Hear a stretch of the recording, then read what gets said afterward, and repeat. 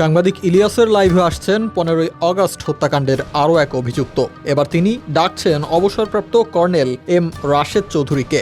আগের লাইভে যুক্ত হওয়া মেজর ডালিমের সাথে কর্নেল রাশেদও শেখ মুজিবুর রহমান এবং তার পরিবারকে হত্যার দায়ে অভিযুক্ত। বীর বিক্রম মেজর ডালিমের সেই টকশো দর্শক জনপ্রিয়তা গড়েছিল ভিউর রেকর্ড।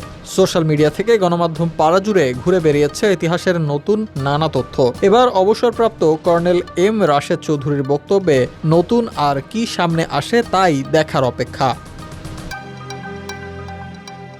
এ ব্যাপারে 20 জানুয়ারি ইলিয়াস হোসেন নিজের ভেরিফাইড ফেসবুক পেজে পোস্ট করেন। পোস্টে জানান, লাইভটি 24 জানুয়ারি বাংলাদেশ সময় রাত 9টায় সম্প্রচারিত হবে। পোস্টের সঙ্গে রাশেদ চৌধুরীর একটি ছবি শেয়ার করেন তিনি। সাবেক সেনা সদস্য lieutenant colonel M Rashed Chowdhury Bangabandhu হত্যা মামলায় মৃত্যুদণ্ডপ্রাপ্ত আসামি। বর্তমানে তিনি বাস করছেন যুক্তরাষ্ট্রের লস অ্যাঞ্জেলেসে। 1970 সালে তিনি বাংলাদেশ সেনাবাহিনীতে যোগদান করেন এবং পরবর্তীতে বিভিন্ন দেশে কূটনৈতিক দায়িত্ব পালন করেন।